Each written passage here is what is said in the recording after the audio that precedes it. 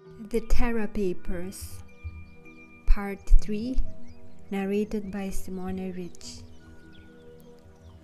For the last 4,000 years, man has been deceived. The Shatai are still here. Native Americans who know of them call them Chetu, lizard men. Hidden in the darkness, they emerge from their lairs to torment and use humans for their own purposes. The Shatai are known today as the Greys.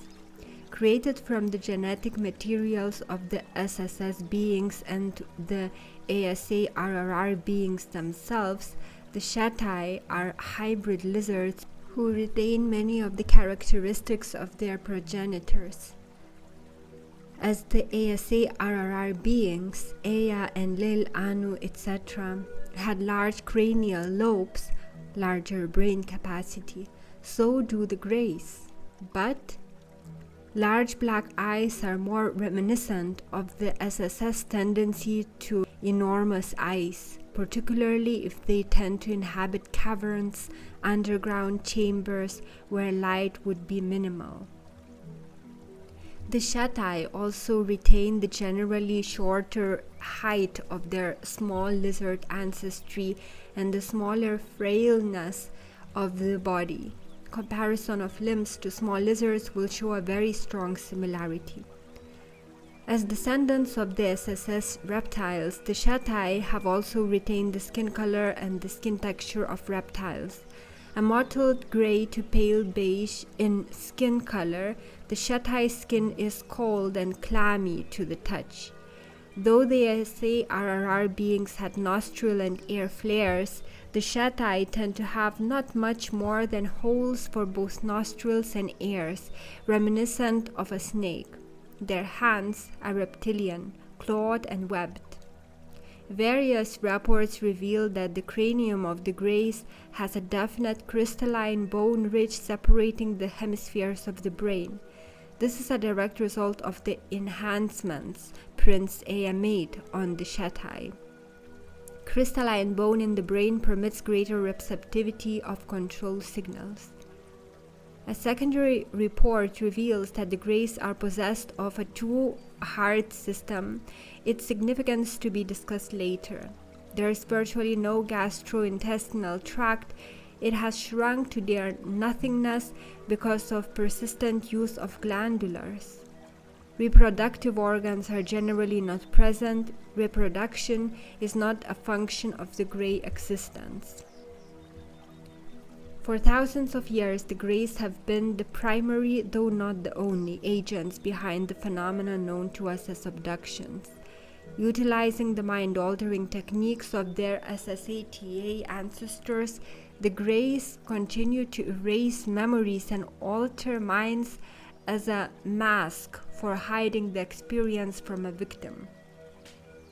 Abductees virtually always report memory losses, an altered state of mind generally unchanged unless an external memory jog or hypnosis retrieval occurs. Numerous psychologists report implanted memories, apparently intended to screen the actual event buried within the psyche of the abduction victim. Often the memories change a fear of large-eyed Greys into fear of large-eyed owls, deer, and other animals. Though alteration of the minds of abduction victims can and sometimes does enhance mental abilities, such as psychic clairvoyance, clairaudience, etc., the purpose of the abduction is not benevolent, but rather to erase inappropriate memories or to prepare the subjects for other purposes. The universal reports of mind manipulation, complete and unstoppable body shutdown, memory implantation, and memory erasures confirm that the ancient methods of the SSATA have not been mythical, but in fact are techniques used by Greys today. Likewise, the Shatai lizards are not mythical beings born of the imagination of a civilization thousands of years ago. They are real, and they reside alongside us, watching over us, performing abductions and erasing our memories like a videotape blank as it serves their purposes. We are theirs for now. The war. Having read the materials in these papers, the reader is certainly asking himself or herself, if what the author has proposed in these papers is true, then where are they now? Where are the SST reptiles? Where are the ASARR beings, Ea and Lil or Anu? Are the SSSTA rebel reptiles still in control? Are the wars over Eridu, Earth, over? Are they gone? The answer is a simple no. Over the last 2,000 years, several attempts have been made to try to undermine the stranglehold of the rebel reptilian SSATA. One of the most recent attempts was by an arm of the SSS empire itself.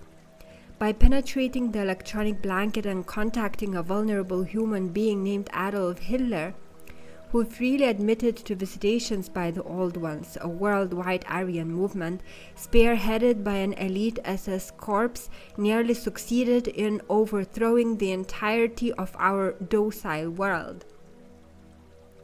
If, as the author suggests, the Aryan continue in their efforts to take back the solar system, new movements derived directly from the SSS should manifest themselves.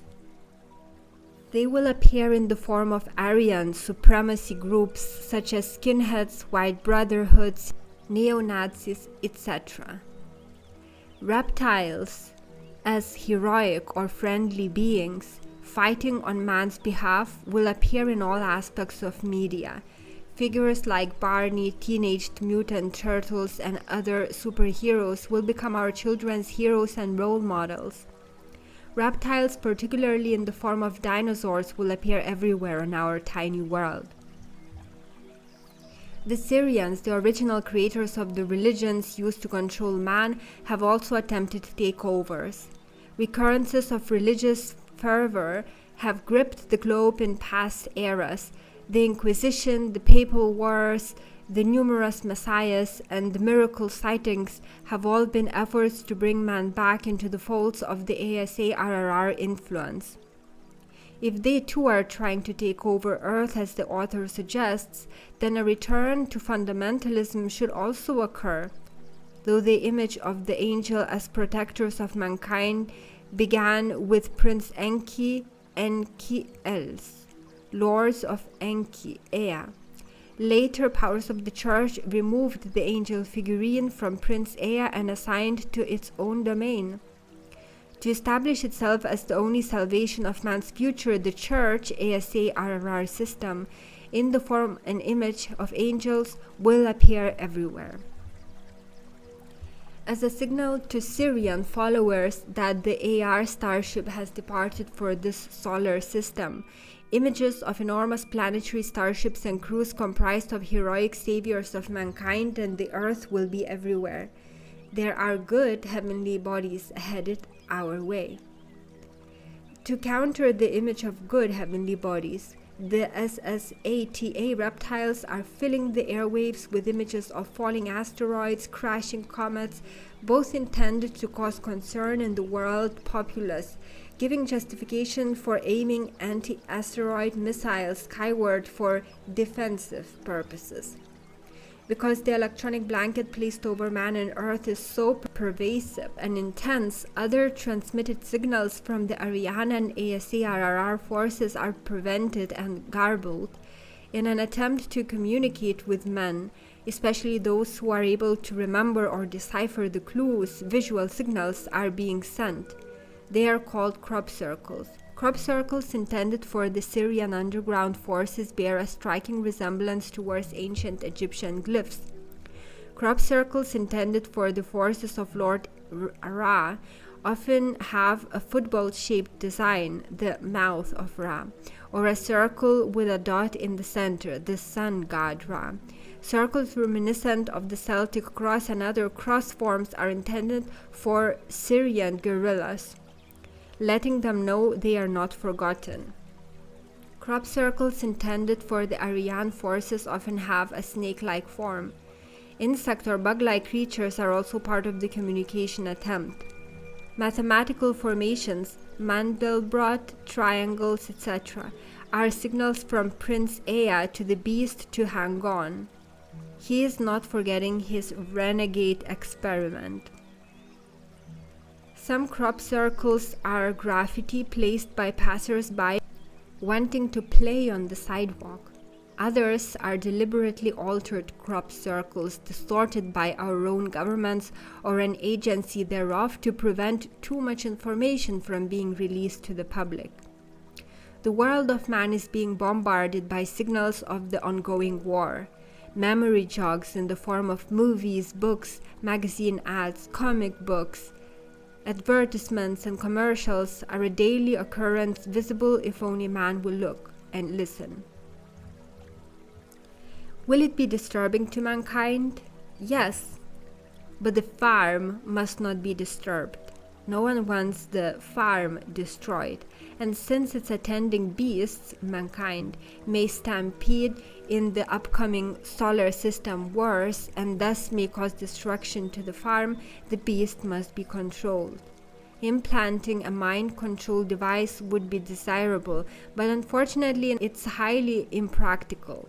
If a control device in the brain is not feasible, then an external device placed in the immediate proximity of the brain is a viable alternative. But how can the beast be fitted for and be expected to carry the device voluntarily? The beast must be deceived. The human brain functions on electronic frequencies that are matched by only one device on the retail market today, a device called a cellular phone. Fait accompli. New personal electronic devices, another form of control units, will also increase in number and variety. Cassettes, CD players with headphones, virtual reality headgear, brainwave analyzers, laptop computers, personal pagers, beepers, and a host of new devices will keep man blanketed with a numbing and controlling electronic blanket. Drugs in the form of medicines, mood changers, diet and weight control, pain relievers, sleep aids, and sleep preventers will also be used to control man. Recreational drugs, including cigarettes, alcohol, and narcotics, are yet another part of the control programs designed to keep man docile. To avoid any chance that man will be motivated to take a stand against any of the battling groups and fight for himself, behavior modification will require that no human being be allowed status as a hero. Therefore, only people who are examples of appropriate behavior will receive recognition and awards. Victims, martyrs, tortured, POWs people who die in service of their country, all examples of humans who do not fight back but endure great suffering, these will be the new heroes, the new role models. Any human coming too close to hero status who behaves independently will be the target of smear campaigns and worse, all intended to bring them down. Population control must increase in intensity and in the numbers of programs. Only the right men and women will be allowed to continue within the system of the farm. Disappearances and abductions, particularly of women and the youngest children, will increase. Thinning out undesirable populations will increase. New mysterious airborne diseases will be developed. Present-day medical treatments will be a thing of the past, minimally effective if at all. The henna breakout, the hen tea lizards, a coincidence? Obesity will increase, passivity will become desirable, and sexual dysfunction will increase in males. An increase in electronic transmissions will cause most female menstrual cycles to shorten from 28 days to near 25-day periods. To maintain control of mankind, NASA must be eliminated or at least severely restricted in its scope. Man must stay stranded on planet Earth. The search for intelligent life must not be continued, it must be abandoned. A false claim of discovery may be made, but the end results must reaffirm the futility of such a search. The stage is set, the war is engaged. Eridu is the prize, man is the servant. So long as man seeks salvation out there, he paves the way for beings vying to become his overlords. UFOs. Either they exist or they do not. If they do not exist, then the story you have just read, the tale of gods and worlds, rebellions and takeovers, is but the rantings and ravings of a demented storyteller. If they do exist, then why is our government so vehement in its denial of their existence? There are more photos and videotapes of UFOs than of a natural phenomena scientists call ball lightning.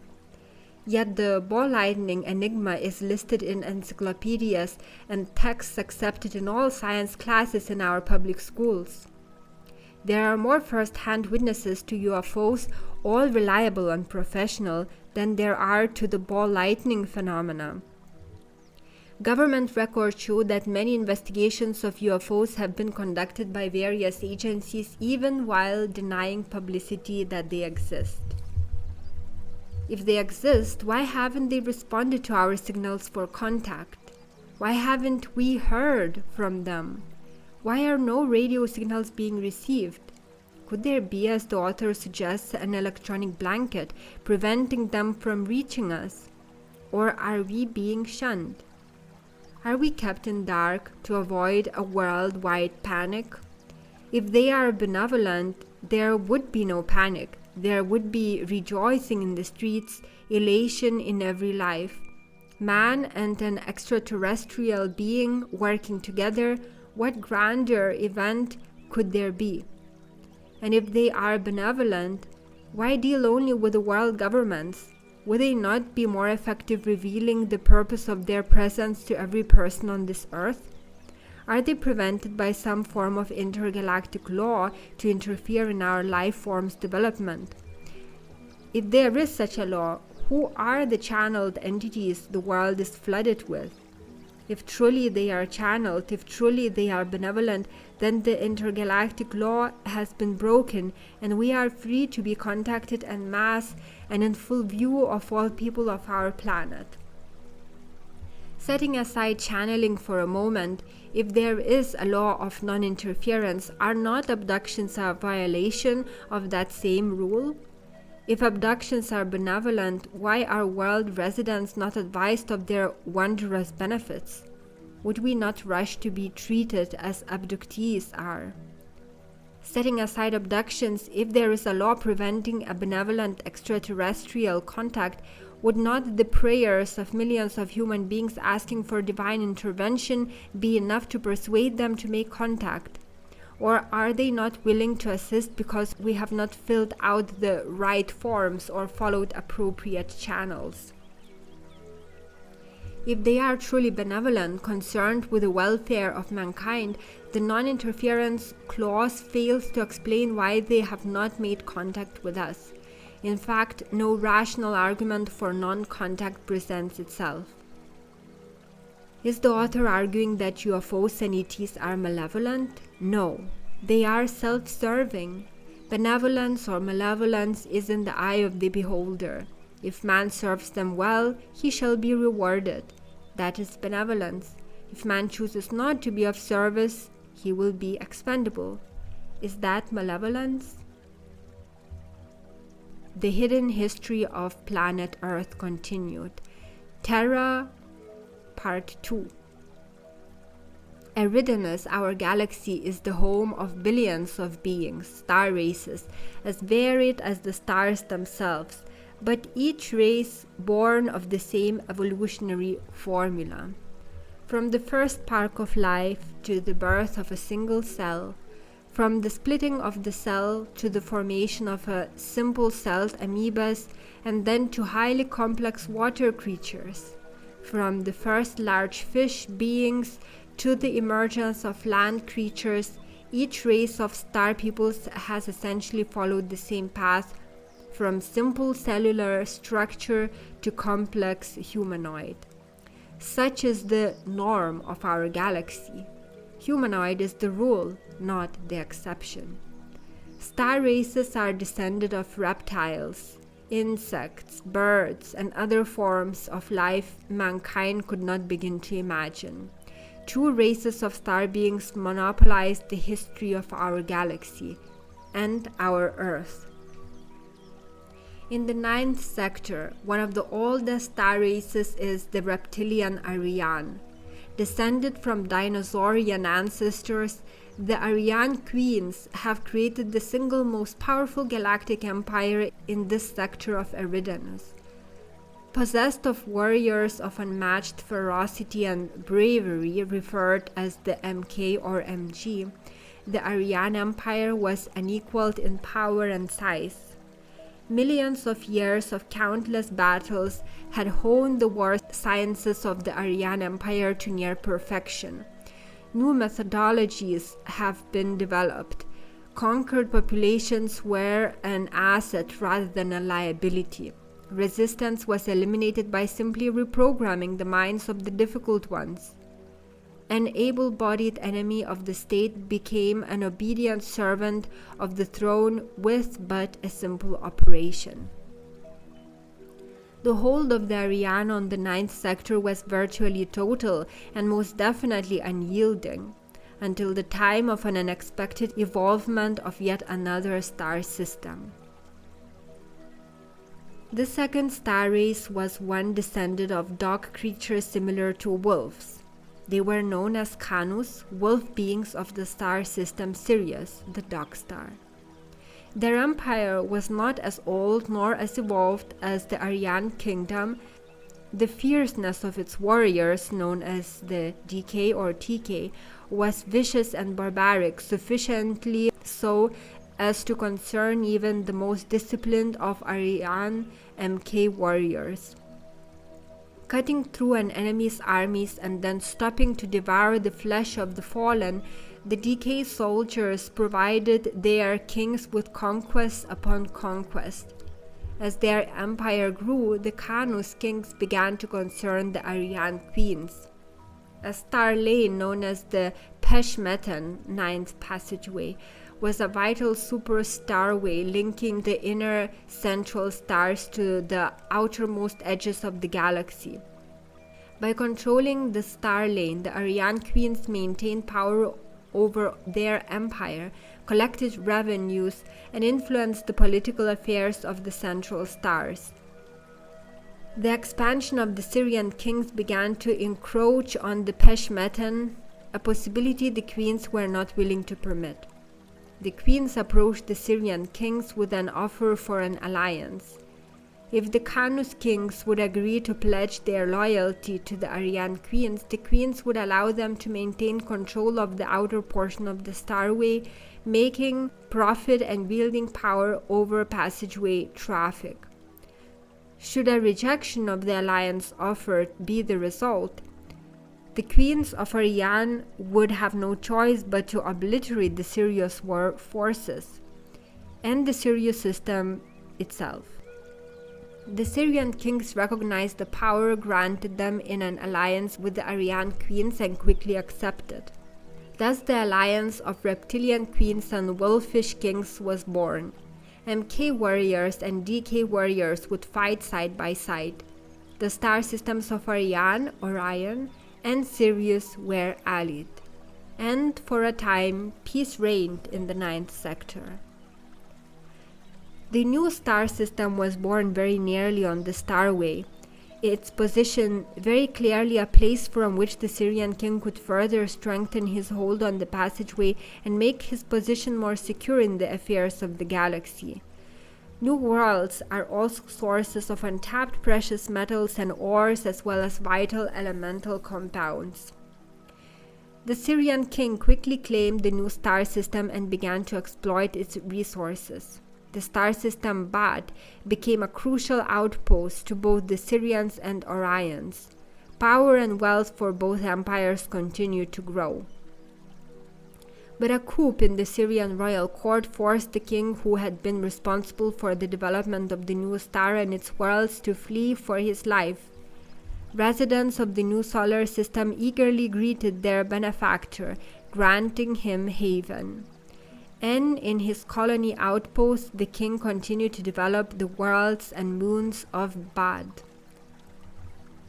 Striking up an agreement with the Aryan queens, the king agreed to pay tribute to both the Aryan and Khanus thrones in exchange for his safety. Though the new Syrian king An wanted the death of the deposed king, he was forced to obey, to accept the agreement forced upon him by the queens. And again, for a short time, peace reigned. The way of conquerors demands constant vigilance. Power is not bequeathed, it is taken or lost. Such is the way of both Aryan and Syrian empires. The king or queen who is caught sleeping will most likely remain asleep forever. The death of the deposed king in the outpost worlds gave the Syrian king reason to rejoice. His long-time hated rival was gone. But the grandson of the now silent deposed king, an angry young prince, ascended to power, and with him came the Great Rebellion. Lord Zu, known as Zuzu, Zeus, threw out the Syrian king and the DK warriors.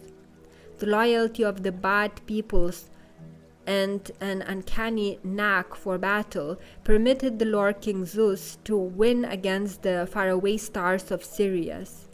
The golden age of an ancient god Zeus on Mount Olympus was at hand. But time would work against the young king. The forces of both the Aryan and Syrian empires would join against him. The solar system Bad would suffer the full force of the warships and their weaponry. Every trace of the rebellious and upstart Lord King Zu would be eliminated. Entire worlds and their peoples were destroyed. Moons and their small colonies were demolished. The wrath of the King An was merciless and total. There would be no remains and no prisoners. The golden era of Zeus was over.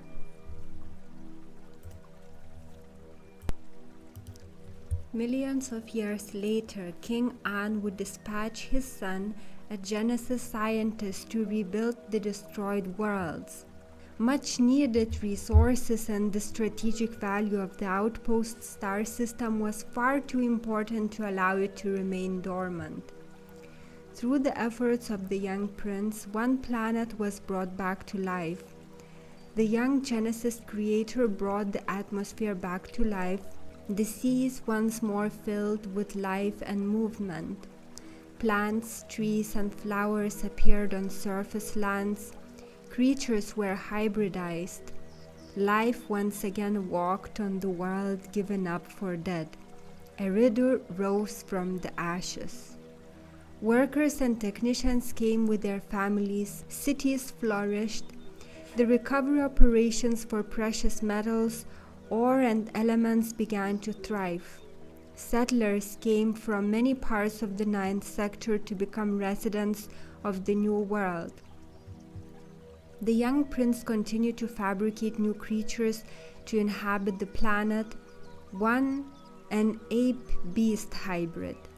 Its one and only purpose was to serve the lords and masters, to slave in the fields and mines for a heavenly empire needing precious metals and elements. Such was the fate of the beast. Syrian kings, princes, and princesses came to govern over the new worlds. Jealousy, greed, and the way of conquerors came to be part of life on Eridu. The young prince creator, the Genesis scientist who had rebuilt the world, was removed as Lord of Dominion. The empire, the sustaining of the very system itself, was paramount. The creation of life, experiments exploring the potentials of a new creature would have to be set aside. And so the young prince was replaced by his own brother as the Lord of Dominion. and so too the saga of the beast, the enlightenment and enslavement of man, continues. The Heir So. Prince Ea found the beast in the garden at the center of the bioagricultural complex. The creature would be the key that would undo Enlil's dominion on Eridu. The beast could mate only under the strictest of conditions and only with a specifically selected partner. The genetic breeding programs had to be carefully controlled. The empire depended on workforces composed of subservient and obedient laborers. The angry prince decided to shake the very foundation of the new colony outpost. He would reveal to the beast the secret knowledge of the gods. Mating could be engaged in at any time and for the sheer pleasure of it. While the slaves must place labor before all else, the gods placed pleasures above all. Servants toiled endlessly so that masters could revel in the intoxicating pleasures of erotica. The beasts were given the knowledge of knowing each other at will. The prince taught the creature how to have a clandestine rendezvous, how to hide from overseers, and where to search for hidden places to enjoy their newly acquired knowledge. And the beast enjoyed himself. But the beast would be discovered. His transgression, a crime against the state, could not be hidden. His nakedness easily revealed his state of arousal. The guardians had no difficulty in catching the transgressors. Even the females displayed outward signs, though on a much more subtle scale. The offending beasts were ejected from the gardens. They became known as the Adamus, the monster creatures. Loyal beasts remained. They were known as Adapus, wise ones. These beast workers were allowed to stay in the garden, but the commands under which they would live increased in number and severity. Punishment became more brutal. Prince Ea became the embodiment of evil itself. Any and all works of the prince were labeled anti-state, thus the works of the worst criminal. Da Ea, the creator Ea, Ba-El, Father Lord. Once the Lord, Father, Creator Ea had become the Da Ea Ba-El, Diablo, evil, devil, the evil one. For several thousand years the turmoil continued. Lord Prince Ea would pay a price for his crime, but he was first son to the king himself. The offending beasts had been sent into exile. Certain death awaited them. Prince Ea would not be allowed the power he once had, his honors stripped. Once a proud prince, he was allowed to remain in the colonies but would never again be a force of influence. Though powerless, the prince continued his work with the rejected beast. In these wretched creatures, he could see a possibility, life unfettered by a system, life pursuing the path of its choice, life living for the sake of life. Instructed to create special schools to teach the loyal minions of Prince Enlil in the secrets of the sciences, the beaten Prince Ea began to build the Brotherhood, those who would become the administrators and priests of Lord Enlil. The symbol of the sciences and knowledge itself was an easily recognized serpent, a tribute to the reptilian Aryan queens and the empire itself. Thus, the initiates of these schools became known as the Brotherhood of the Snake. But the schools gave Prince Ea an idea. The beast would be given the opportunity to learn the secrets as well. Secretly, the prince held meetings with the beasts in the hillside caves. The caves became known as the Chel-Us, the world place of the word or teachings. Over the many years of seemingly endless travail, the Cherush Church gave hope to the beast. Stories of the lost paradise were often spoken of, but the memories were so distant that they had become vague at best. Schooling of the beast began with simple lessons in survival, cooking with fire and hunting, creating shelter, making simple traps, and avoiding the dangers of the wilds. The beast learned and began to pass his skills on to his young. To the pleasant surprise of the prince, some beasts were able to learn quickly and eagerly sought more knowledge. In excited anticipation, the prince began to instruct the beast in the hidden arts he had begun to teach in Enlil's mystery schools, and the creature learned. The cave meetings remained secret. The beasts who showed promise as teachers became known as Aeso, Air wise ones, or children of Air, children of the serpent. The symbol of Prince Ea, a Genesis scientist, was a pair of serpents, not the single serpent of the Brotherhood. Prince Ea himself was called the Lord Serpent, or the Serpent. He was thus to become the serpent seducer in Eden. The Aesu began their missions to teach other creatures what they had learned from the Serpent Prince. As they made their way into the wilderness, Prince Ea stood proudly. They had learned and had become teachers in their own right. The Aesu could help lead the way to a life of free will. But Prince Enlil learned of the hidden schools and immediately implemented his own plans. Dispatching loyal beast hybrids created by his own Genesis scientists, Prince Enlil infiltrated the cave schools. Masquerading as Aesu, Enlil loyalists created their own Cherush, confusing the beasts and creating dissension. The Prince of the World was pleased with his minions. They had confused the creatures. With the false Aesu words, the beasts could no longer understand nor communicate with each other. It was no more than babble. The false Aesu smiled, the true Aesu wept.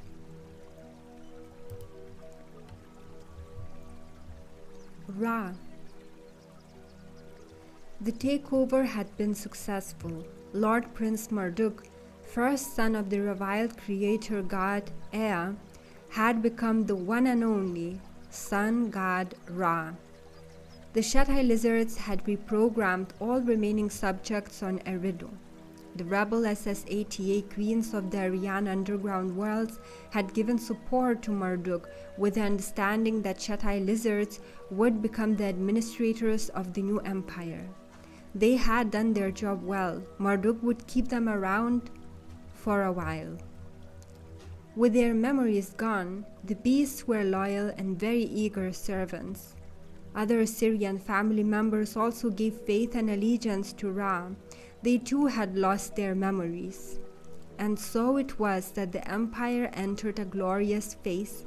Everyone aspired to the same goal, to praise and serve the sun god Ra.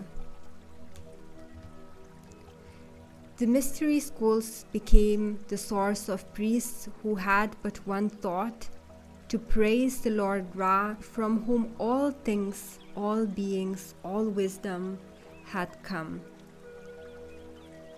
The secrets of the galaxy and the universe came through the mouth of Ra. And so too the Cherush became targets of the Lord Ra and the Shatai.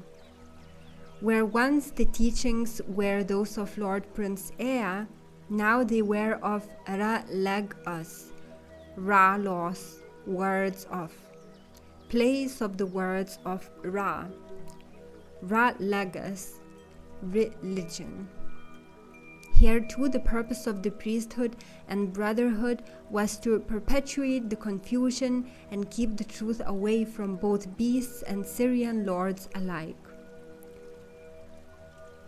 Where once all beasts and Syrian subjects were forced to praise the Syrian lords and ultimately give greater honor to the Aryan queens, Lord Ra, with the approval of the SSATA rebel queens, began to systematically remove all traces of a mother goddess presence. Henceforth, the omnipotent one was a male, the sun god Ra himself.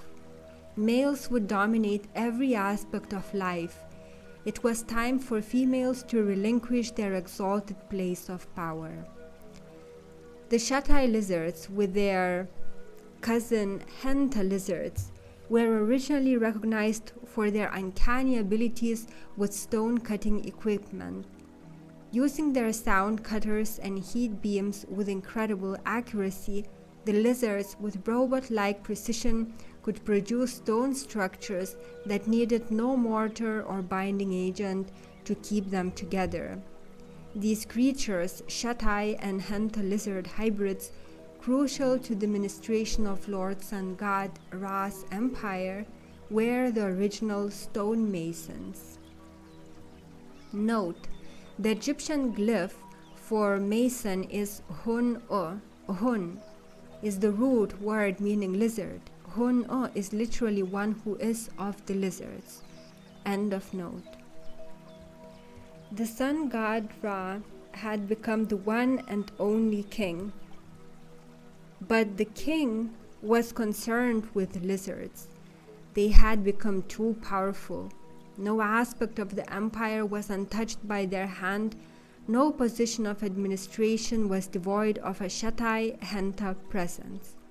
With care and secrecy, the sun god Ra attempted to shift the wealth and power away from the lizard controllers, but to no avail. It was too late. The Shatai, Henta, and Sata rebels seized the empire. With no battles, with no weapon fire, they simply shut everything off. The sun god could not communicate with anyone. The sun god could not issue orders. The sun god could not rule. The sun god was undone. With little recourse, the once and only king fled in his starship back to the heavens. The Shatai lizards changed nothing. The empire continued functioning as it had before. Though the subjects of Eridu had been programmed to forget their history, the acceptance of one omnipotent god would not be altered. It served quite well the needs of the lizards. They assumed the role of the Lord of the Word and Lil. They took over the role of the Lord of Creation, Prince Ea, and they set up all institutions which would govern man, his life, and his destiny. The sun god was gone. The lizard kings were in charge. Mystery schools were closed by Tutmose, remaining open only to a select few. Only the stonemason offspring could participate. In every corner of the realm, the masons would control the secrets and hidden knowledge of the universe. Syrian descendants of the original Nibiru lords became a target for the new empire. Their wealth and power, inherent birthrights, begin to be stripped away. They are viewed as potential threats to the state. The Ibiru, Hebrew, are treated as undesirables and are enslaved by the empire's new order.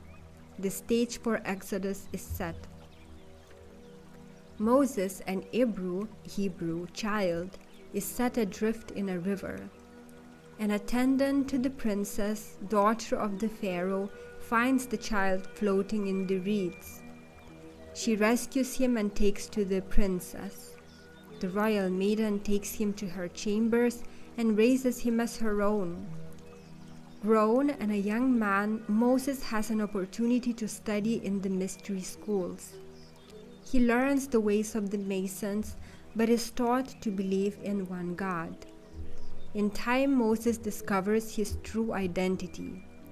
Feeling that he is betrayed, he strikes out at a guard who has threatened an Hebrew slave. The guard dies. Moses becomes a cast-out. In the desert mountains, he encounters a small ship. Its bright lights are blinding. The crew is composed of Syrians who seek revenge on the lizards. The commander speaks to an awestruck Moses. He promises Moses the Lord of the Word is willing to support him if he moves against the Pharaoh. The commander and crew seek to free the trapped Hebrew descendants from their oppressors. Moses returns to the palace, scared but convinced that a powerful God is behind him. The crew of the Syrian ship and a small backup squadron descend on the palace and its armed guards. They create a series of distractions while Moses is gathering the Hebrew people together. Death rains down from the sky on the Pharaoh's people as the Hebrew flee with Moses in the lead. The Syrian ships move quickly and decisively. They vowed to give their descendants a chance to escape. As the Pharaoh's armies give chase, the Syrian ships attack with destructive laser lights. With one final effort, the starships part the waters of the sea, which blocks the exodus.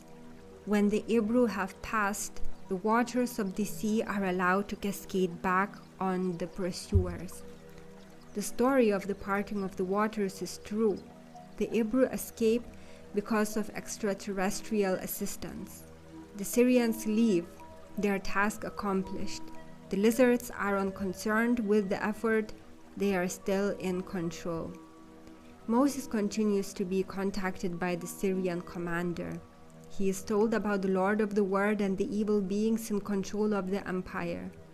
Moses instructs the Hebrew to cast the bronze statue of a serpent, the galactic symbol of knowledge and wisdom. It is called Nehushtan.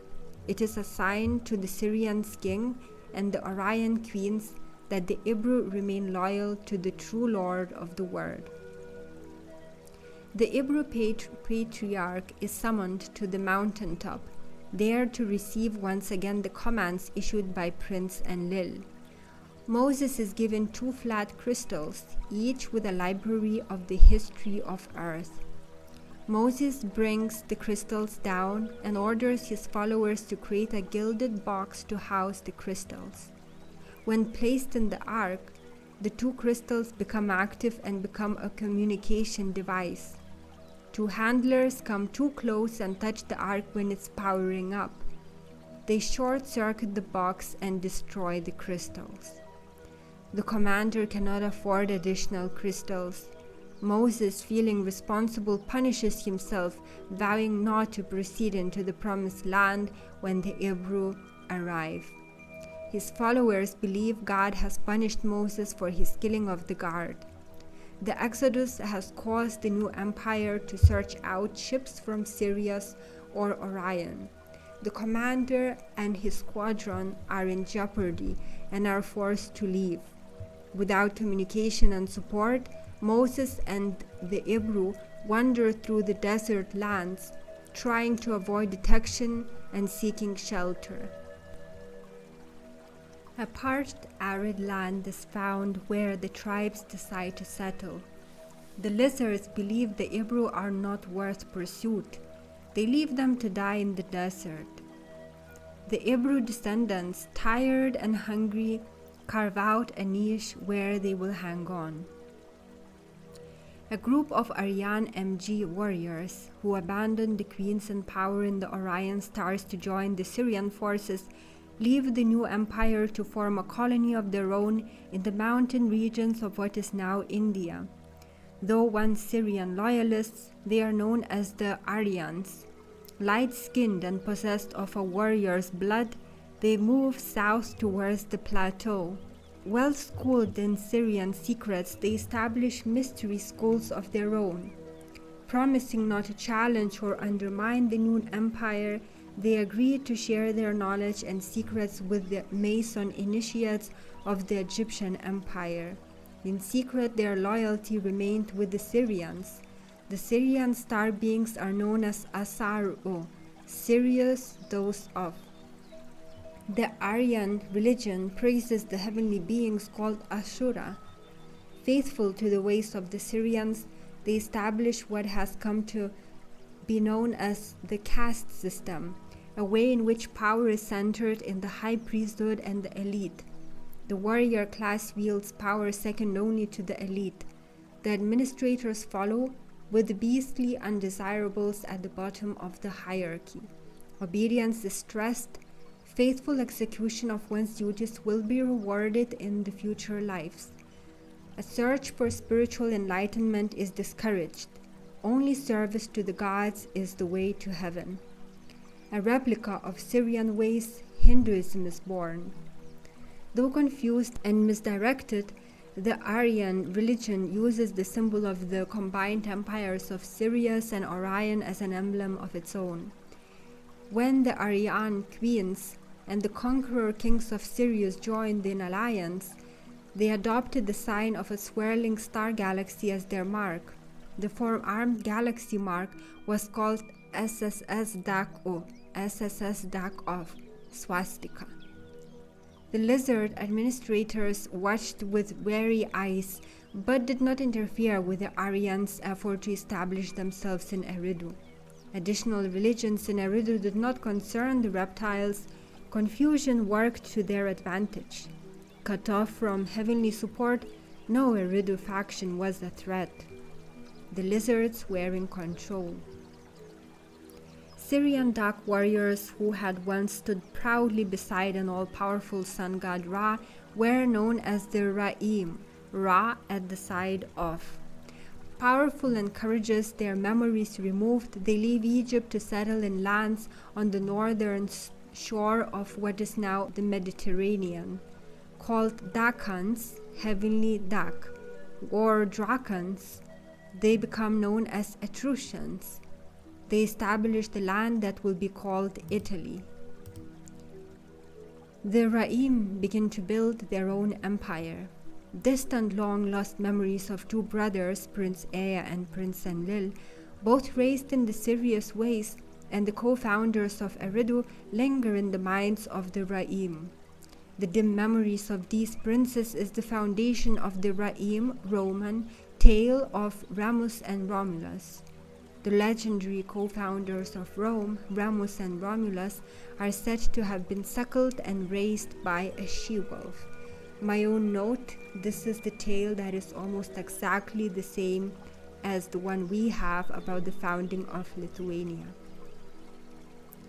The Ra'im leaders build a strong empire and begin to war with the Egyptians. The lizards are unconcerned. They have control and do not prevent Roman expansion. They manipulate the leadership of the Ra'im government through mind control. Confusion works well for the purposes of the lizards. Rome is firmly established as an empire. Yesu. The SSS-im, Essenes, are schooled in the Aryan mysteries. They keep to themselves in the desert lands of the ancient Middle East. The initiates believe one of their own can ascend to the throne of earth.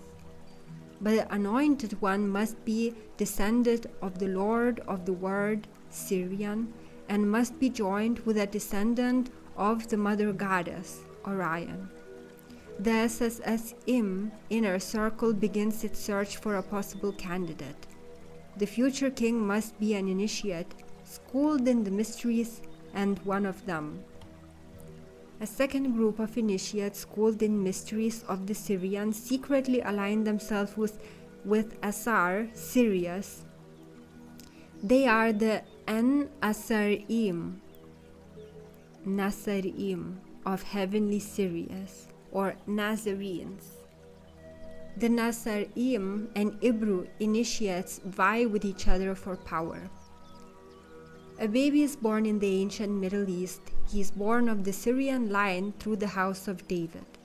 Orion initiates feel he, along with several others, are potential candidates for the kingship of earth. The Orion Magi, MG, come to pay their respects and to plant the seed of his possible future. As a youngster, Joshua lives a normal life, but upon his coming of age, he is sent to the Eastern mystery schools, there to receive his schooling. Joshua learns what the king must know and what he must do. He is taught that he is also the Son of God, the one and only God. He is being groomed for the priesthood and a position of power. The mystery schools continue to perpetuate the myth of one God, that reward comes upon death.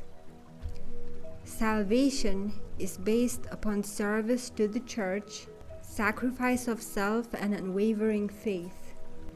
The foundation of the lizard empire is based upon an unquestioning obedience and lack of challenge to God, for in fact, the lizards have assumed the place and guise of God.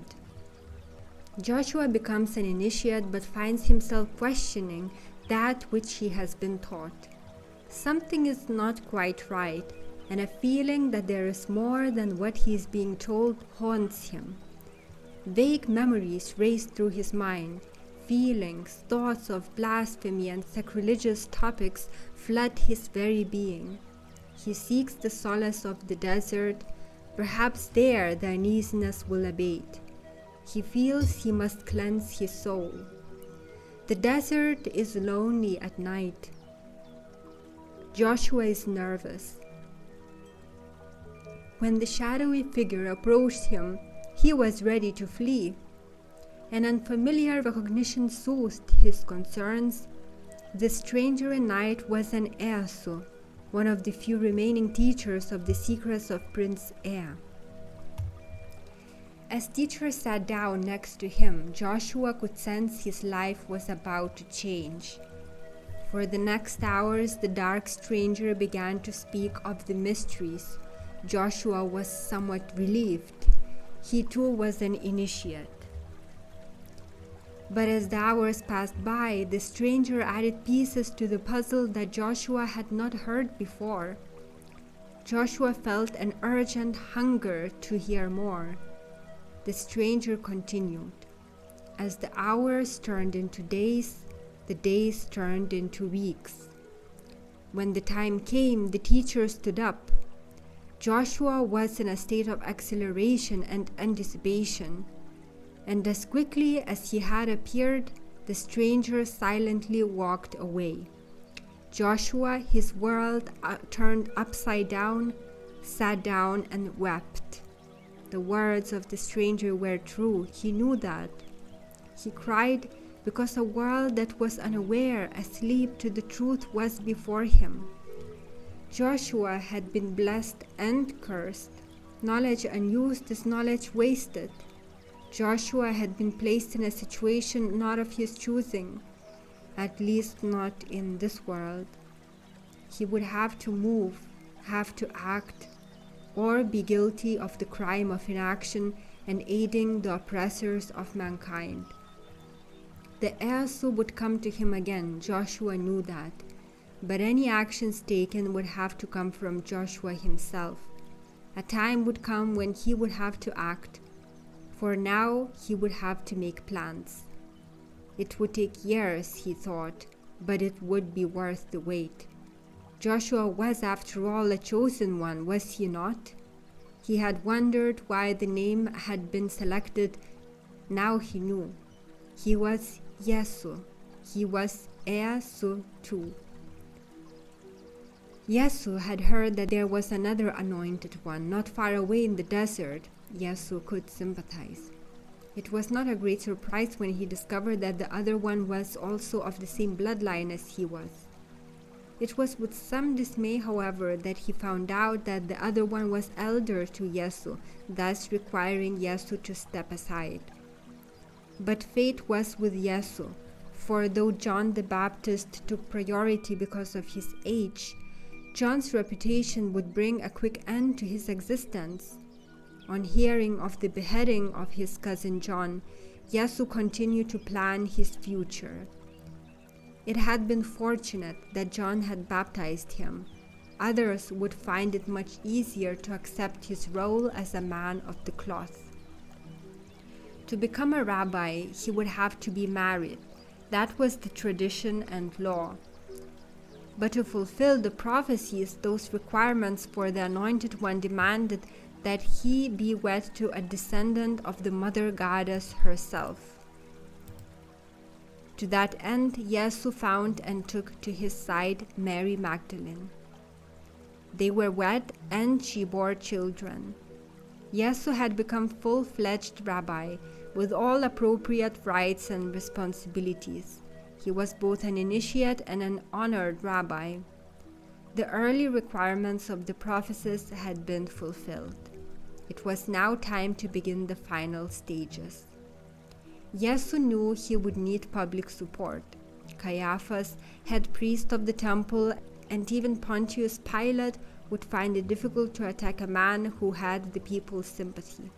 It would be even worse if he was a holy man. Yesu moved through the countryside, acting as counselor, healer, and people's advocate. The masses loved him and his gentle ways, but in secret he attacked the Roman guard and stripped them of their weapons. As time passed, he gathered a small group of followers. Though donations were coming in to support his cause, the funds were too small to support an increasing band. It was with some trepidation that he moved to attack the money changers' tables in the marketplace. The plan was simple. Yesu himself would create the distraction. His followers would take the money from the money lenders. Yesu strode purposefully into the marketplace. Everyone felt that the money changers were practicing licensed thievery, but with the sanction of the temple, the money changers could do as they wished. Assured that the public would give him support, Yesu began to overturn the tables of money. As the people cheered him on, his followers grabbed up the coin that they could, then scattered in all directions when Roman guards appeared. As Yesu had expected, the public supported his action with great favor. The temple's Sanhedrin, however, saw him as an outlaw that needed to be disposed of. The plan had been flawless, but the actual execution had resulted in an unexpected outcome.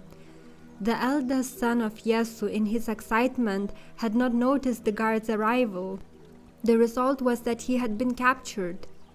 Yesu was worried. The head priest could put his son to death. His plans were most assuredly dangerous. He had been ready to give up his life, if necessary.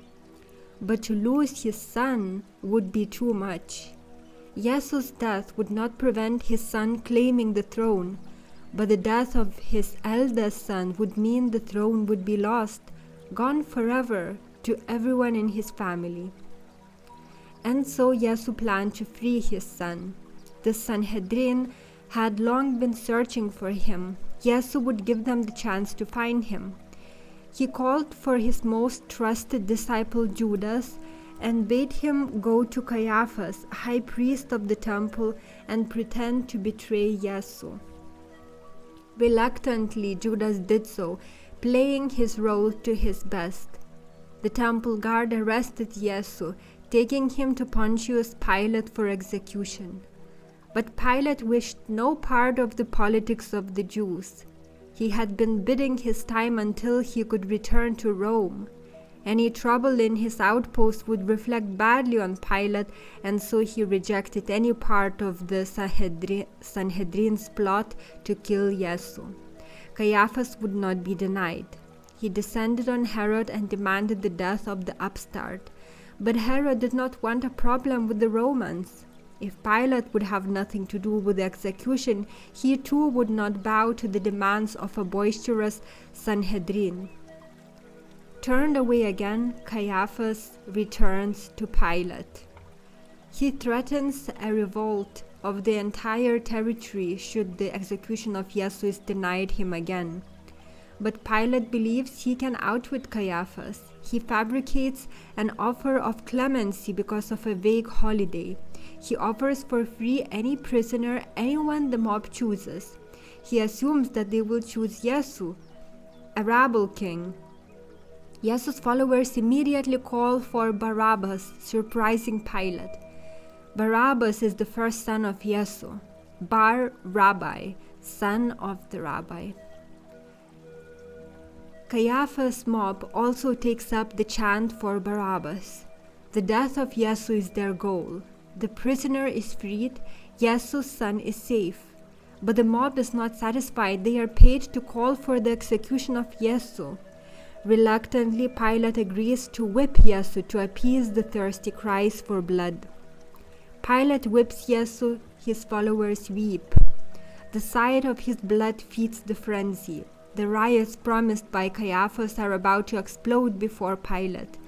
He begs Yesu to recant his claim to kingship of the Jews. Yesu will not. The original plan had been to have Yesu hanged on the cross for crimes to the Roman state.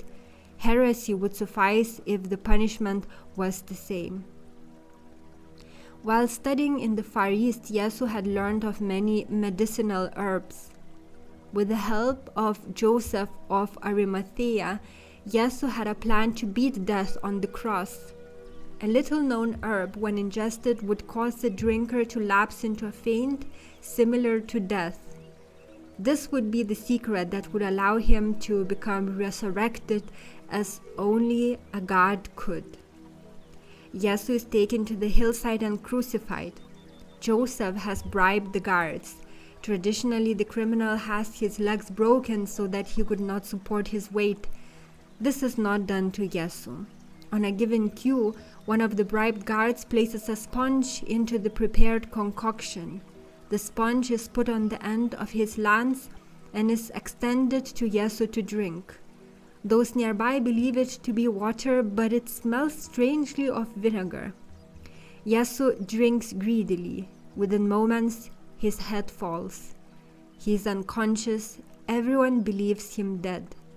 A guard who has not been bribed tests to see if Yesu is alive by thrusting his lance in his side. As the spear pierces the side of Yesu, blood flows freely. His still beating heart causes an outpouring of blood. Yesu is still alive. To the horror of Joseph and the disciples, he has been stabbed. Quickly, Joseph comes forward to claim the body from the guards, claiming Yesu is dead. But Hebrew tradition forbade anyone to touch a dead body, even loved ones. Joseph knows Yesu is alive. No tradition or law is violated. But Yesu is wounded. It is vital that they move him to a cave where they can treat him in secret. They move the body to a cave in a garden that belongs to Joseph. A boulder is moved to cover the entrance.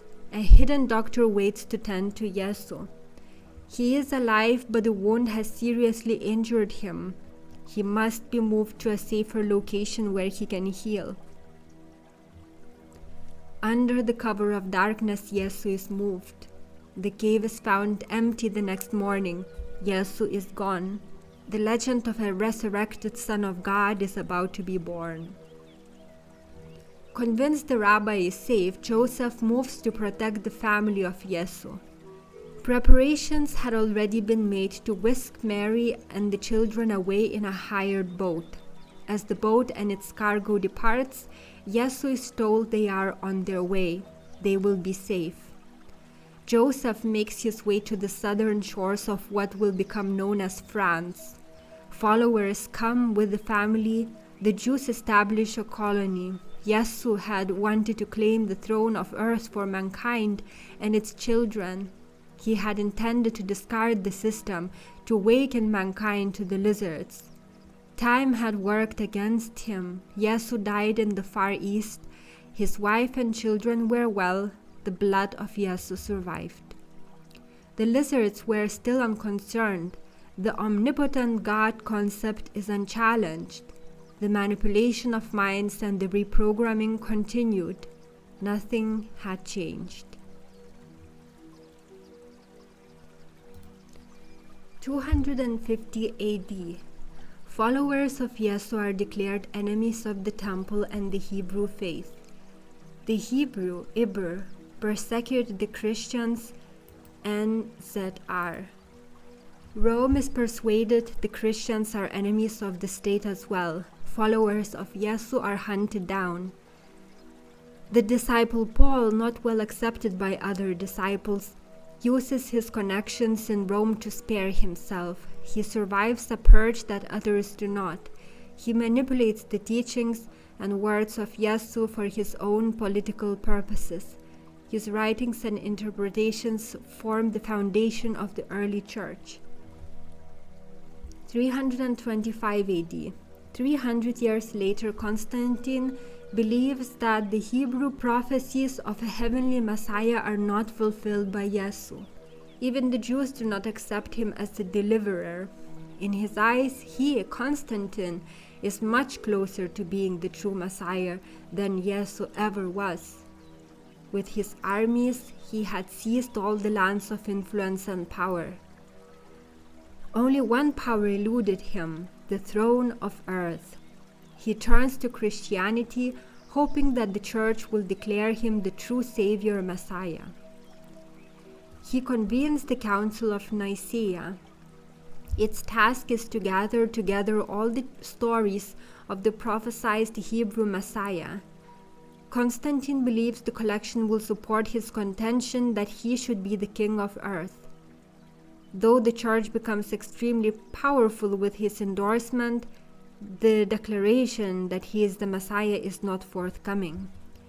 Elevating Constantine to the status of the Son of God would force relinquishment of newly acquired power, something the church is not ready to do. Yesu is dead, the church is his agent. The church is unaware descendants of Yesu are alive. 525 AD. Muhammad, MKMT, is visited as he sleeps. A heavenly being enters his dreams and reveals a plan for a new faith. An Orion MK faction has managed to sneak into Eridu. Their target is a man who could potentially seize the throne. The religion of Islam is born. It means surrender. Islam is demanding. Total surrender to God is mandatory. Muhammad organizes the Muslims into a military power. They move into and conquer the Holy Lands. 1000 AD. The message of the maverick Yesu is twisted. Christianity under Constantine becomes a political power, supporting the very systems that Yesu had tried to undo. Offspring of Yesu return to the Holy Land. It is their intent to declare their descendancy and claim the place that is truly theirs. The Christian church is horrified. Should the offspring prove their lineage, all the power and riches of the church would have to be relinquished. They launch a hunt for the sangre real, blood royal, the royal blood of Yesu. Crusaders misinterpret the words.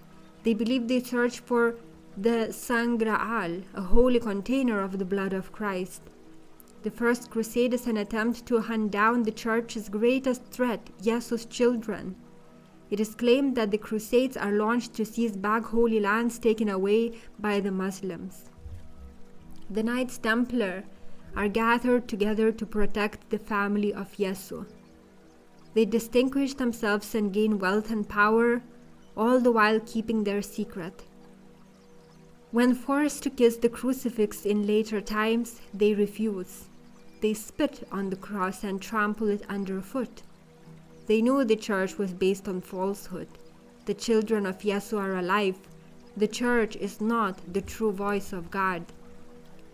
The assassins, SSSN, Orion Lords of, are a secret society that used drugs to induce hypnotic states. Manipulation of the mind is the cornerstone of their cult. Led by a man who had been contacted by an Orion reptilian soldier, the assassin cult proves to be a powerful force in the wars against the Crusaders. An Orion faction hidden on Eridu is trying to protect the children of Yesu. The blood of queens runs in their veins. The Lizard Empire is still unconcerned. Wars and political confusion works to their advantage. The omnipotent one God concept remains unchallenged. Their hold on the world is strong. No one knows they play the role of God. Germanic power is centralized in Hesse, SSS, one of the most powerful states in Germany. Charlemagne establishes a secret society called Rosicrucians. They are an order of the Brotherhood of the Snake, and later become known as the Order of the Illuminati, the Enlightened Ones.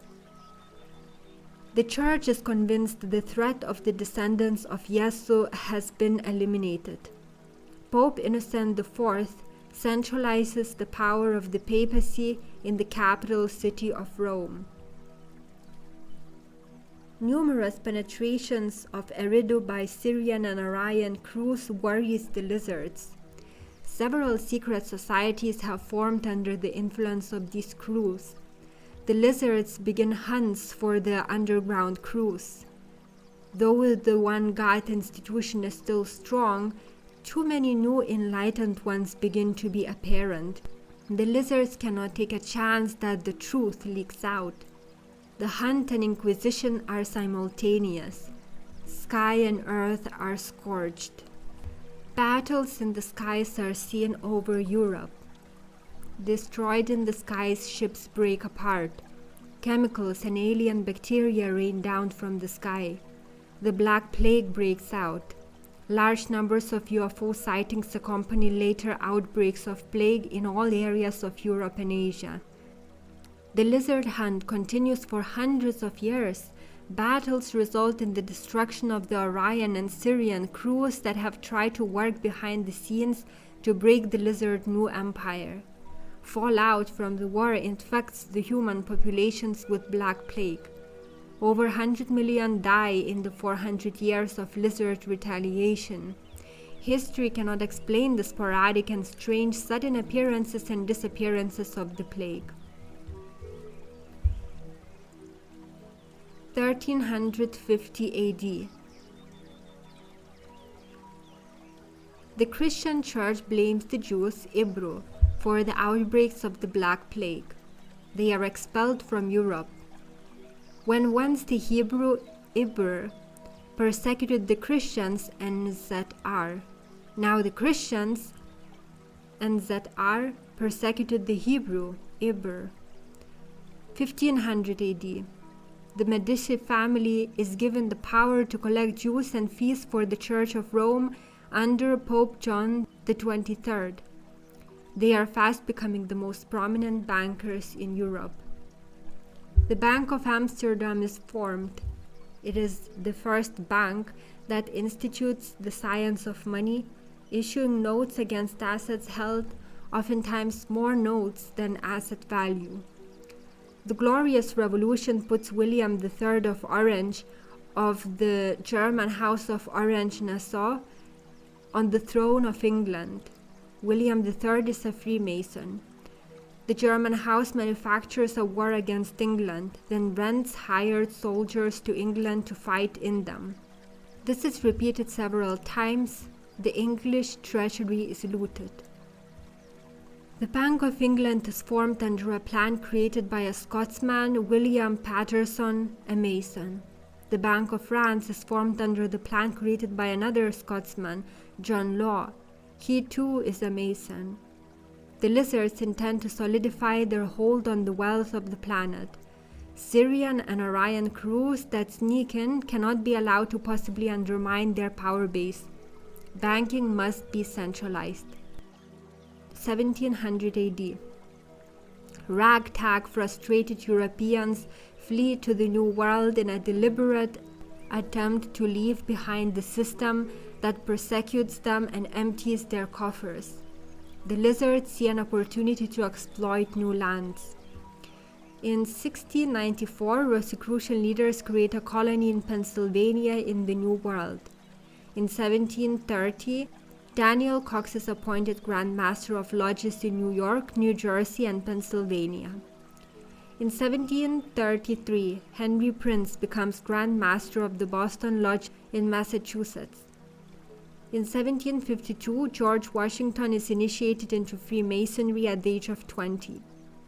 Freemasons in the Revolutionary War include George Washington, Benjamin Franklin since 1731, Alexander Hamilton, Patrick Henry, Henry Knox, James Madison and Grand Masters, Paul Revere, James Clinton and John Hancock. Both George Washington and Benjamin Franklin were also masters. Of 14,000 officers in the Continental Army, nearly 2,100 were Freemasons. Baron von Steuben, a German soldier who disciplined and trained Washington's troops, is a Freemason. Le Marquis de Lafayette, a skilled military man who sailed to America to aid the revolutionaries, is a Freemason. Frederick of Prussia, an ardent supporter of the colonists, was a Freemason. The Boston Tea Party is led by members of the St. Andrew Masonic Lodge on December the 6th, 1773. The Masons have a firm hold on the New World. The dollar bill is designed by William Barton. The all-seeing eye is a Freemason symbol. It perpetuates the myth of the omnipotent God. Novus Ordo Secolorum is written in the banner at the bottom. It means beginning of a new order of ages, the New World Order. It is a direct reference to the Empire of the Lizards. An innocent-looking pyramid represents the birthplace of the Masonic guilds. It is the symbol of the original stonecutters. The eagle on the back of the bill was originally a phoenix, a creature which has risen from the ashes. It too refers to the rise of a new empire from the burning away of the old. The phoenix is not replaced until 1841. The Bank of the United States is chartered by Alexander Hamilton in 1791. He is a Freemason. In 1863, the bank will become the Federal Reserve Bank. Presidents who have been or are Freemasons include George Washington, James A. Madison, James Monroe, Andrew Jackson, James Polk, James Buchanan, Andrew Johnson, W. M. McKinley, James Garfield, Teddy Roosevelt, Howard Taft Warren Harding, Franklin Roosevelt, Harry S. Truman, and Gerald Ford. J. Edgar Hoover was also a Freemason. King George I of England was a Hanover, a German house, who did not speak English. He believed his throne was but a temporary position until he could return to a seat of power in Germany. While he sat on the throne of England, his mind and focus continued to be on German business affairs. From 1700 until 1901, a royal of the House of Hanover sat on the throne of England every year. The House of Windsor of Queen Elizabeth is descended from the House of Hanover. It is the practice of the secret societies guided by an unseen lizard hand to create wars and provide both sides an army for hire and or an arsenal. War is profit. 1800 AD. In 1836, the League of the Just is another one of the secret societies begun by a Mason. It is the first society that Karl Marx joins. He is directed and guided towards the concept of a one world order, a euphemism for a totalitarian ruled by the lizards. While he is a member of the League, he writes the Communist Manifesto. The League of the Just becomes the Communist League. Communism declares that everyone is equal, that no one owns anything, that everyone shares equally from a community pool of goods, but that the first step to this ideal state must be a political dictatorship.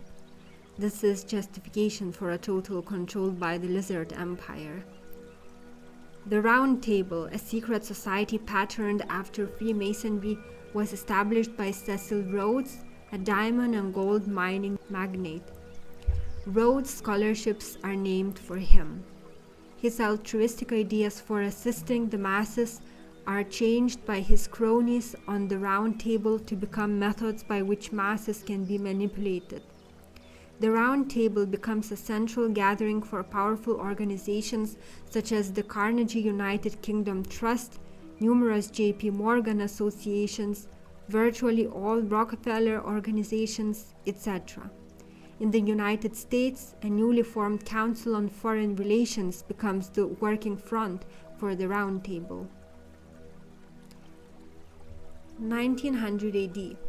Houston Stewart Chamberlain writes The Foundation of the 19th Century, a work suggesting that Germany is easily the best nation suited to bring about manifestation of a new order in Europe. Emperor Wilhelm Kaiser of Germany endorses the work. His efforts to establish Aryan supremacy begin. The manipulation of the secret societies continues by an unseen lizard hand. An assassin from the Black Hand Society of Central Europe murders Austrian Archduke Ferdinand. The incident sparks the beginning of World War I. Jacob Schiff, an American citizen linked to the powerful German houses and the Rothschild family, finances the effort known as the Bolshevik Revolution. Lenin is given his start on the world stage. It is 1917. After the revolution, the secret police in Russia are in virtual total political control.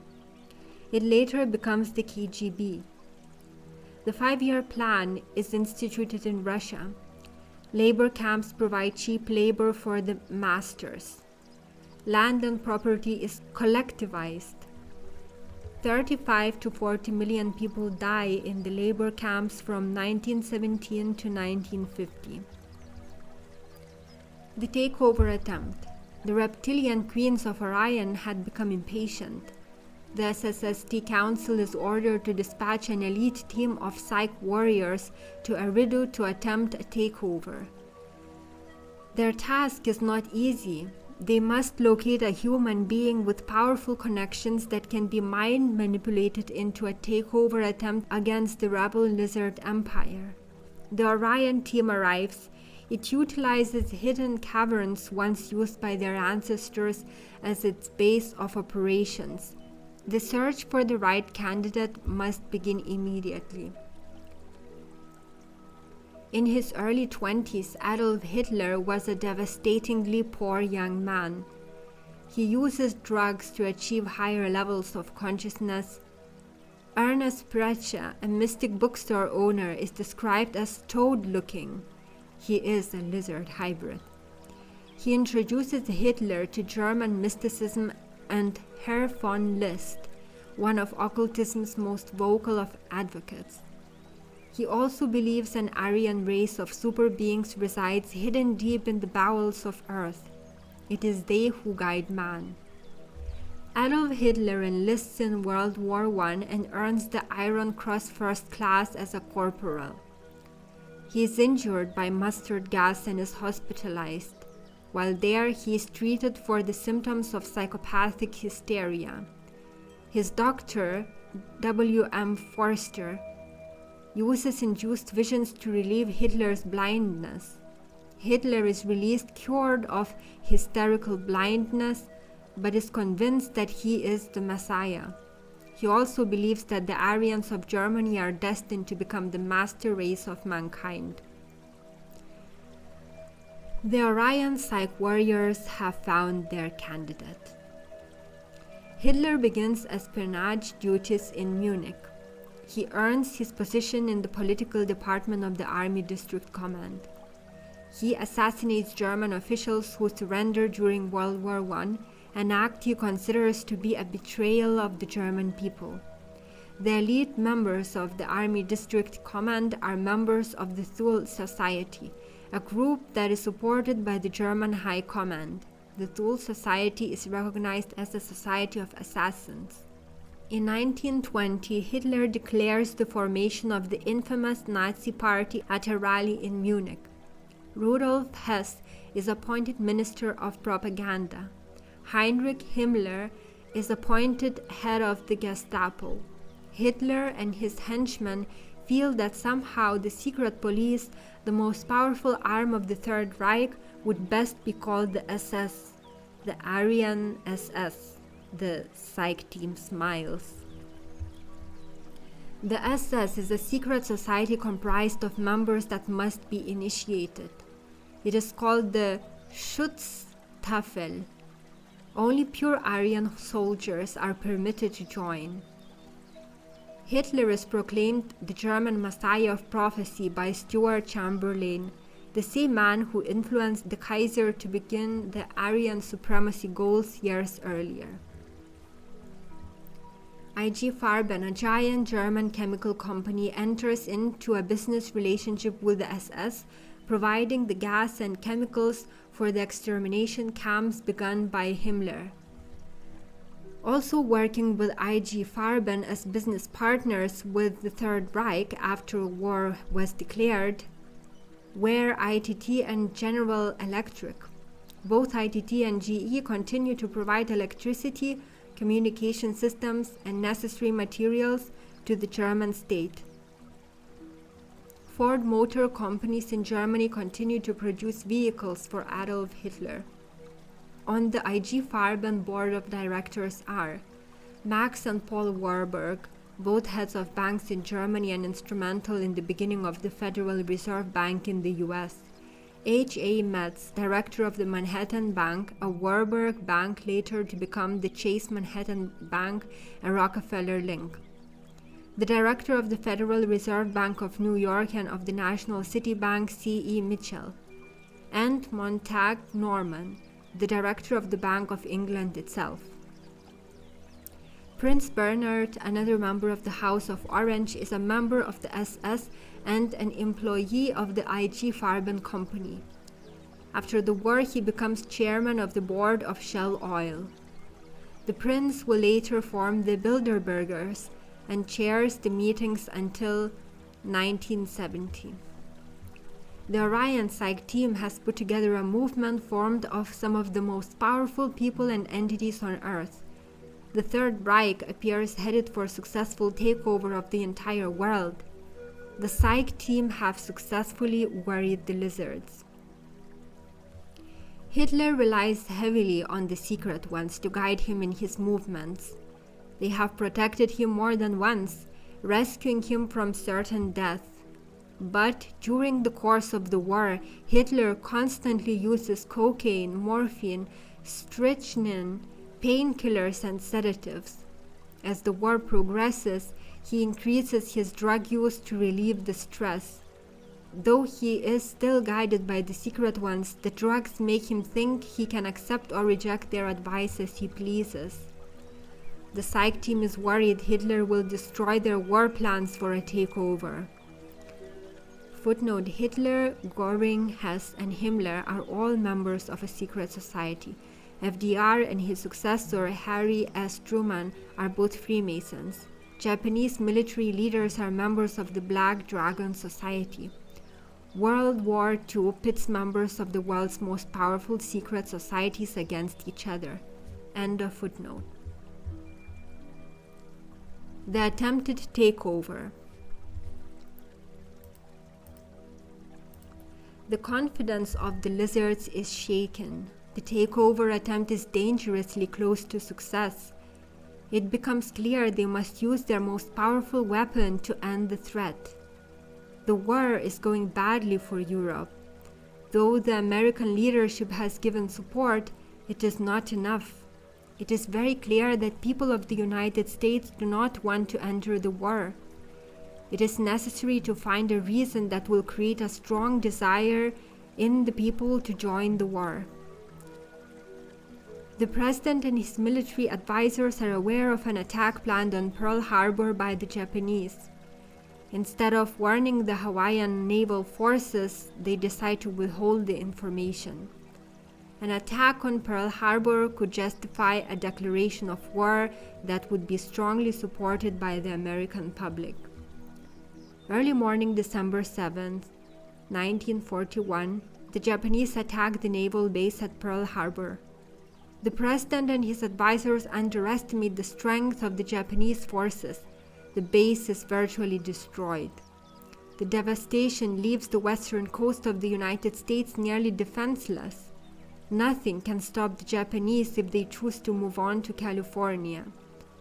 The lizards are able to break through the Orion Psych team's defenses. They're able to penetrate into the mind of Admiral Yamamoto and instruct him to turn around. Admiral Yamamoto inexplicably turns his fleet around. His advisors try to persuade him to continue his attack and seize the Hawaiian lands. He refuses to do so. No one understands. He is said to be acting confused and very dazed. He is also said to have uttered the following: "I'm afraid we have awakened a sleeping giant." Unknowingly, he has correctly assessed the situation as it existed. The Lizard Empire had never believed it would be threatened. Its hold had been total and complete. A war of takeover was considered inconceivable. The empire had, in fact, been awakened from its slumber. The tragedy of the Day of Infamy persuaded the people of the United States to join the war. They feel betrayed, they eagerly seek revenge. The largest and richest country in the world is mobilized for war. The president sanctions the start of 2 secret weapon projects. The first one with solid results will be chosen for full development and completion. The Manhattan Project, led by Robert Oppenheimer, was begun in earnest in Los Alamos, New Mexico. Its purpose is to develop a super bomb for use against the Japanese, the Italians, and the Nazis.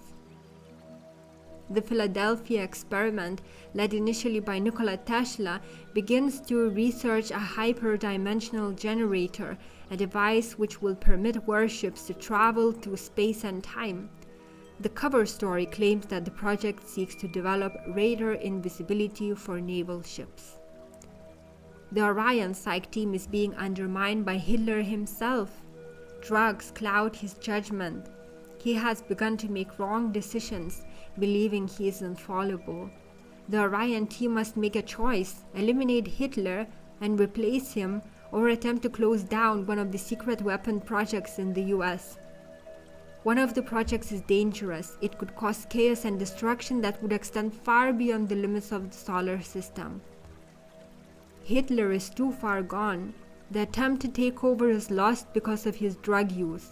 The Psych team must leave, but it is decided to terminate the project, which is dangerous. The Mafia approaches the United States government. They offer assistance in Sicily and Italy in exchange for Lucky Luciano's release. The bargain is struck. Luciano is given his freedom. The Mafia slows down movement of supplies on the docks in Italy. Mussolini is delayed. Patton's move on Sicily is aided by the Mafia. They provide fuel and tires, attack behind the lines, and pass on vital information. The United States and the Mafia are allies. Reinhard Gehlen, head of SS Intelligence, approaches the head of the OSS, Office Secret Services, Alan Dulles. He has established an entire spy network in Russia.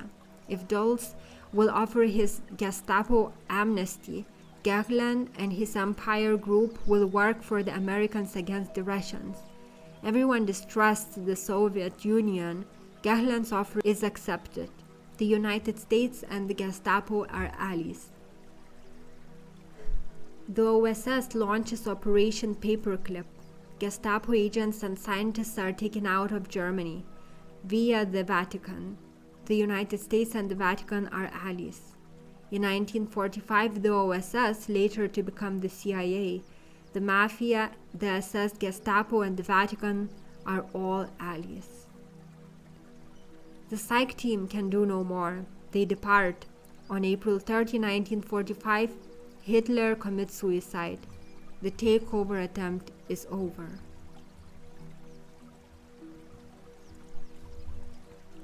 The Trilateral Treaty. The Lizards have retained control of the empire. Their utilization of the United States military forces and wealth has succeeded. But the takeover attempt by the Orion team had come perilously close to undoing the empire. The seizure of Eridu by the new empire Lizards had been totally illegal. Full rights of development had been awarded to the Syrian kings when the solar system was born. but Eridu had been seized from the Syrians by Marduk, and the lizards had seized it from Marduk. Galactic law stated that the development of any race of peoples could not be interfered with in any way, unless the beings themselves specifically invite other beings to fully participate in their business or evolvement. The residents of Eridu were originally of Syrian blood. The seizure of the solar system by the Orion lizards was an illegal act. Thus, to remain in Eridu, to have a legal and proper presence in the system required an invitation by the major portion of the populace of Earth. Without the appropriate invitation, the Galactic Court could find the Lizard Empire illegally present in the solar system and dispatch a guardian force to forcibly terminate their presence. If an invitation from the major populace or its representative was extended, the lizards could stay. Even the Syrian king would have to relinquish any previous development rights. A treaty inviting the lizards to stay was necessary. A new reprogramming effort begins. It will be crucial that the numbers of humans in the know be reduced to near zero. There must be no traceable evidence of manipulation, tampering, or influencing of the human race for the scenario that is planned to succeed. The state is set. It begins. On February 20, 1954, President Dwight David Eisenhower was in Palm Springs. He is scheduled to hold a press conference but cancels it at the last minute. His press secretary advises the media that he has a toothache and cannot appear. In reality, he was whisked away to Muroc Air Force Base, later known as Andrews. On the runways of the airbase, along with his military advisors and a select few civilians, the president watched as a detail of several extraterrestrial ships approached. For the next few moments, the saucer-like discs performed a series of maneuvers that both stunned and surprised each of the onlookers. With a final demonstration of invisibility and space skipping, the ship suddenly came to a halt. As the president's contingency continued to watch, from seemingly nowhere, a door opened in the closest disk and an intimidating figure moved forward. The gray being is nearly 6 feet tall. His head is an oddity. It's very large and possesses 2 large black eyes that dominate his face. His nose is large, his mouth, ears, and chin disproportionately small. As he moves forward, he reaches into a small box on his chest. He removes something from the box and with a simple gesture begins to communicate with the president's party. The being identifies himself as KRLL, an emissary from another planet. KRLL advises the president that his people have been watching Earth for quite some time. Though their race cannot comprehend our animalistic behavior, they are nonetheless impressed with human beings. KRLL explains to the president that they are impressed, astounded with the genetic makeup of humans. Humans are hardy and surprisingly adaptable. In addition, they are an extraordinary species capable of living and breathing in an atmosphere composed primarily of nitrogen, a poisonous gas. KRLL has been instructed by his people to come to Earth and examine human beings, returning with samples of genetic cellular material. In exchange, he is authorized to offer flying disc technology and disintegration light weaponry to the leadership of Earth. It is their hope to identify and isolate the genetic cellular materials which may help their own race become stronger. KRLL continues explaining that they come from a dying world and hope to integrate both our genetic materials and theirs to create a hybrid race which will allow them to endure. The president is horrified. It is inconceivable to him that he could permit human beings to be dissected for any reason. He immediately refuses the offer. The tall alien responds. He assures the president that no harm will come to any human being examined. All individuals selected will undergo electronic nerve disconnect. They will feel no pain. In addition, they will have their memories disconnected, thus preventing any trauma to their psyche. As a further precaution, they will be implanted with screen memories, a technique which will mask any memories of the incident, creating the illusion that any memory that might resurface is just a dream. Individuals selected for examination will be taken only under the most discreet situations. The major populace will not be aware of the abductions. Those who are removed will be returned to the same location they were taken from. They will have no memory of the event, only missing time. The president is still unconvinced. Examination of any human being without their approval or knowledge seems to be a violation of their privacy and rights. He again refuses. His military advisors argue in favor of the treaty. Debate and forced quiet arguments continue. Finally, one general makes a point that decides the issue. If the aliens' offer is refused, how would mankind prevent the abductions from occurring anyway? The president can see no alternative. He asks for one additional consideration to be part of the agreement. A group of human medical advisors will take part in every examination. They will observe all clinical procedures and will be given unrestricted access to any and all aspects of the abduction process. They will report any violations to both humans and aliens. Any such violations will terminate the treaty.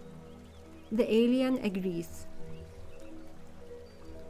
The pact is known as the Trilateral Treaty. It has an unparalleled impact on the affairs of the globe. On behalf of the planet Earth, the President of the United States, undeniably the most powerful man in world affairs, has extended an invitation for the lizards, now known as the Greys, to participate in our world's development. The Lizard Empire is legally present on Earth. None of the principals in world government have memories of earlier arrangements. A handful become part of the hidden Shatai or Shadow government, the shadow government. The president requests the formation of an alien supervisory board. Some reports list its name as MJ-12, others assign it a different name. Its task is to monitor all the abductions and report back to the president. 2 underground bases are planned. The first will be a large facility for United States military to use to develop and become familiar with UFO technology and weaponry.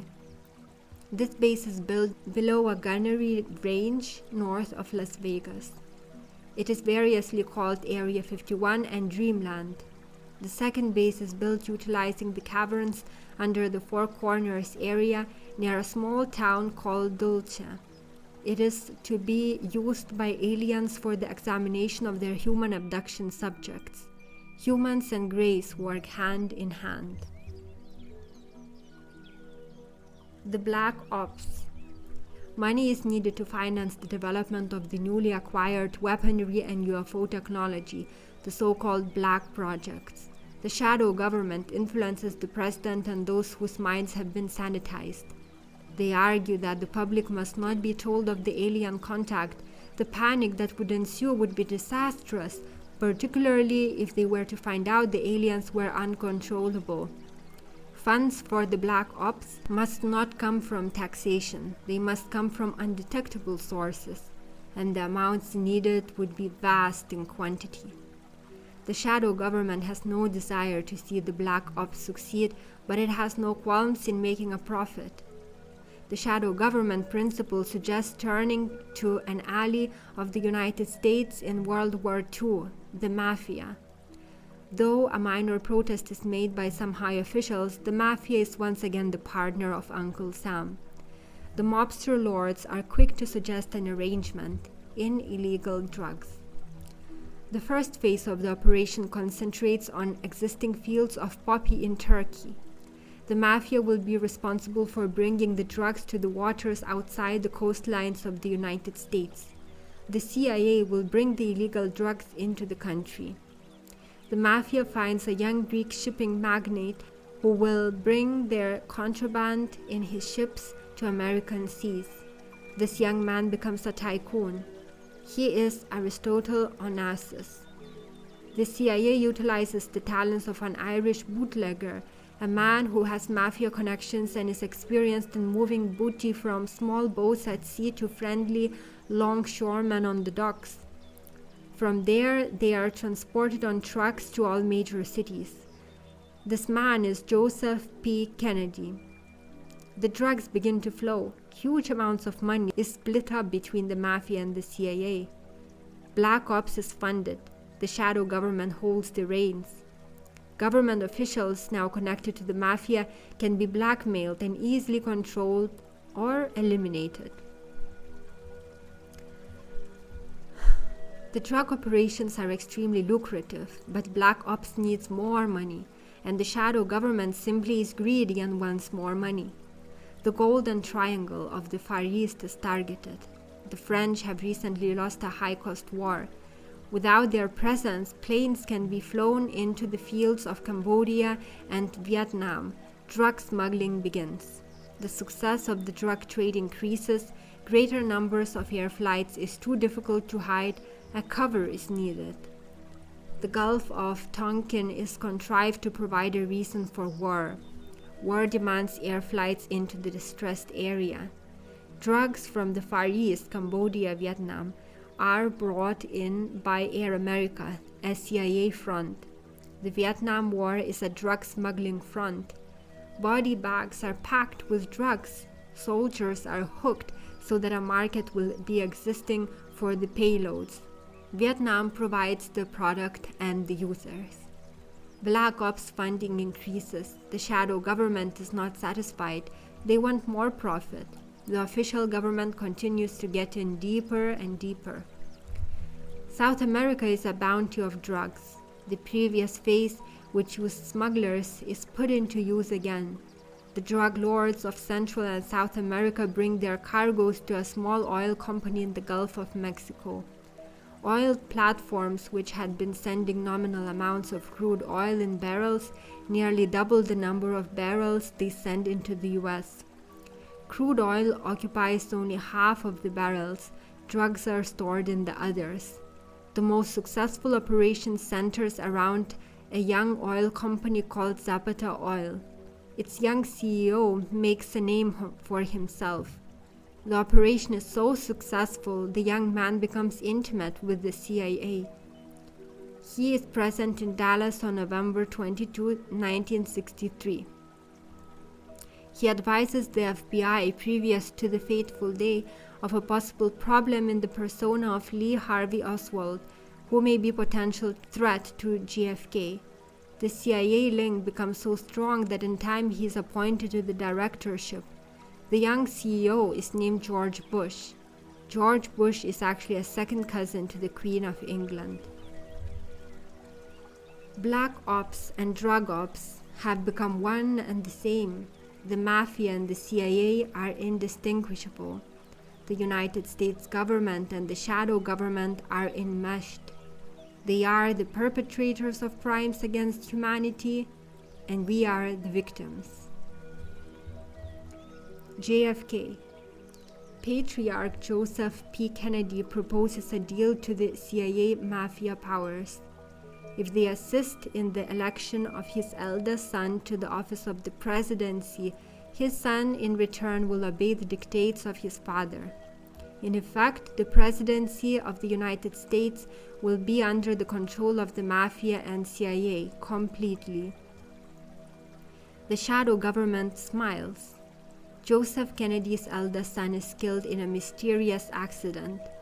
Joseph assures the CIA Mafia that his other son, John Fitzgerald, will abide by the scenario that Joseph has proposed. John is unaware of his father's deal. He is an intelligent young man but has an incessant eye for women. The election is rigged. JFK is the new president.